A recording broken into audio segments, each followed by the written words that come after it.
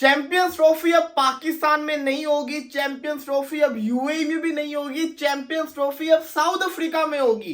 एक और न्यू कहानी सामने आ गई कि चैंपियंस ट्रॉफी साउथ अफ्रीका के अंदर होगी। देखा आपने, पाकिस्तानी मीडिया ने, पीसीबी ने मीडिया को बुला के मीडिया के थ्रू प्रेशर दिलवाया कि जिसको कहते हैं ना, पाकिस्तान ये कर रहा है, पाकिस्तान वो कर रहा है, आईसीसी को दबाव में डाला, जो कि आईसीसी इस वक्त दबाव में है। लेकिन दूसरी तरफ बीसीसीआई की टैक्टिक्स देखेंगे। बीसीसीआई ने मीडिया के थ्रू न्यूज चलवाई है कि इंडियन मीडिया अब ये कह रहा है कि जो चैंपियंस ट्रॉफी है वो साउथ अफ्रीका के अंदर होगी। साउथ अफ्रीका को होस्टिंग राइट्स दिए जा रहे हैं क्योंकि पाकिस्तान हाइब्रिड मॉडल के ऊपर नहीं मान रहा। तो मतलब कि अब इंडियन मीडिया पाकिस्तान के ऊपर प्रेशर डाल रहा है, जिस तरीके से पाकिस्तान आईसीसी पे प्रेशर डाल रहा था। दोनों तरफ से दोनों जो मीडिया है ना, इस वक्त नेगेटिव रोल प्ले कर रहे हैं। दोनों का दोनों जो मीडिया है ना, फेक न्यूज को न्यूज बना के प्रेशर क्रिएट करने की कोशिश कर रहा है। लेकिन आज की डेट आप नोट कर लीजिए, आज है 12 नवंबर। मैं इस वक्त 3 बज रहे हैं पाकिस्तानी टाइम के मुताबिक। मैं आपको बता रहा हूं कि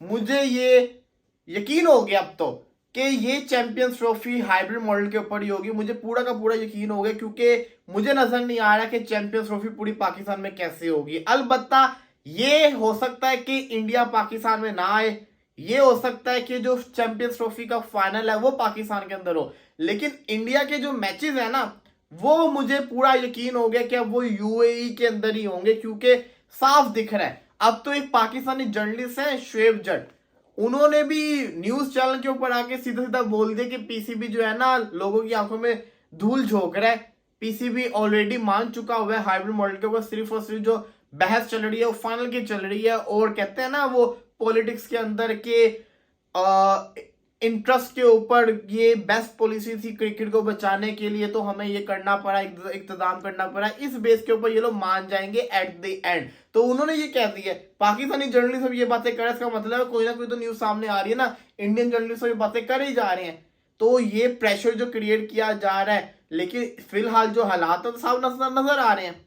आप खुद देखिए ना, पीसीबी जितना पैसा लगा रहा है स्टेडियम्स के ऊपर, वो तो चैंपियंस ट्रॉफी से रिकवर नहीं हो सकता, कभी जिंदगी में भी नहीं हो सकता। इतना पैसा स्टेडियम्स पे जो लगा है वो चैंपियंस ट्रॉफी से रिकवर नहीं हो सकता। और चैंपियंस ट्रॉफी पीसीबी के पास दो ही ऑप्शन है ना, या तो चैंपियंस ट्रॉफी आप जिसको कहते हैं हाइब्रिड मॉडल भी मान जाए, या तो आपके से राइट्स छीन लिए जाएंगे, किसी और को राइट्स दे दिए जाएंगे, या तो को होस्ट बना दिया जाएगा, मतलब कि यूएई को को होस्ट बना दिया जाएगा। तो तीनों ऑप्शंस के अंदर पीसीबी का ही नुकसान है। लेकिन एक ऑप्शन जो हाइब्रिड मॉडल वाला है उसके अंदर पीसीबी का फायदा वो इसलिए क्योंकि यहाँ पे पाकिस्तानी होस्ट होगा।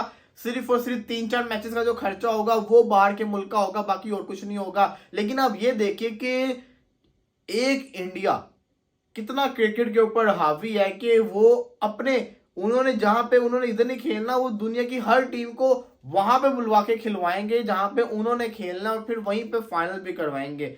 खीर है, लेकिन मुझे पूरा अब यकीन हो गया कि ये जिसको कहते हैं ना हाइब्रिड मॉडल के ऊपर ही चैंपियंस ट्रॉफी मुझे तो यहां से होती हुई नजर आ रही है। साउथ अफ्रीका वाली सिर्फ और सिर्फ एक फेक न्यूज है जो कि भारतीय मीडिया फैला रहा है, इसमें कोई सच्चाई नहीं है। यूएई वाली सच्चाई है और पाकिस्तान वाली सच्चाई है। और ये जो श्रीलंका इन इंडिया आउट, ये सारे के सारे ड्रामेबाजी है, ऐसा कुछ भी मुझे होता नजर नहीं आ रहा। अब बात करते हैं पाकिस्तान वर्सेस ऑस्ट्रेलिया के T20 जो फर्स्ट T20 होना है।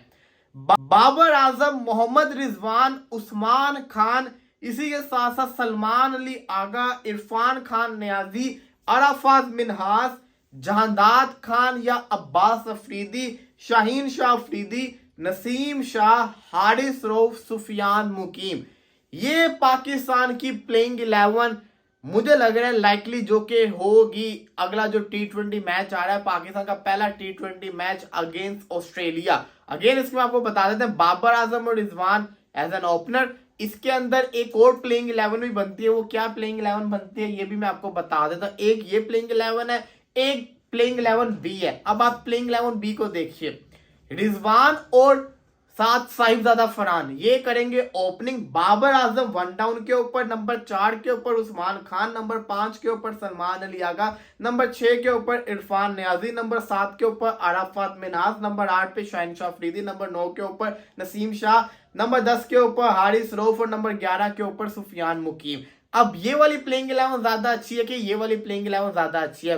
प्लेइंग 11 जो ए है इसके अंदर जहांदाद खान एक फास्ट बॉलिंग ऑलराउंडर को टीम में शामिल किया गया है, और दूसरी तरफ जो प्लेइंग 11 है उसके अंदर जहांदाद खान को माइनस करके साहिल फरहान एक ओपनर को शामिल किया गया है। इस जहांदाद खान से ये होगा कि आपके पास 4 फास्ट बॉलिंग के ऑप्शन होंगे और 2 स्पिन के सुफियान मुकीम और आफत मिनास ऑप्शन होंगे, तीसरा सलमान अली आगा होगा, और आपके पास एक और 5वां फास्ट बॉलिंग का ऑप्शन इरफान नियाजी होगा। लेकिन जो प्लेइंग 11 बी है इसके अंदर आपके पास 3 जेन्युइन फास्ट बॉलर होंगे, शाहीन, नसीम, हारिस, चौथा आपके पास इरफान नियाजी की सूरत में होगा, फिर आपके पास सुफियान मुकीम और अरफत मिन्हास आपके 5 मेन बॉलर होंगे, साथ ही साथ सलमान अली आगा आपका पार्ट टाइम स्पिनर होगा। तो प्लेइंग 11 अगर देखी जाए बी जो है वो बैटिंग के लिहाज से ज्यादा स्ट्रॉन्ग है, और प्लेइंग 11 जो ए है वो बैटिंग और बॉलिंग दोनों के लिहाज से ज्यादा स्ट्रॉन्ग है, क्योंकि उसके अंदर ऑलराउंडर ज्यादा शामिल है। आपने जरूर अपने राय कमेंट्स के अंदर बतानी कि आपको क्या लगता है कौन सी बेस्ट प्लेइंग 11 लग रही है आपको जो खेलती हुई नजर आएगी।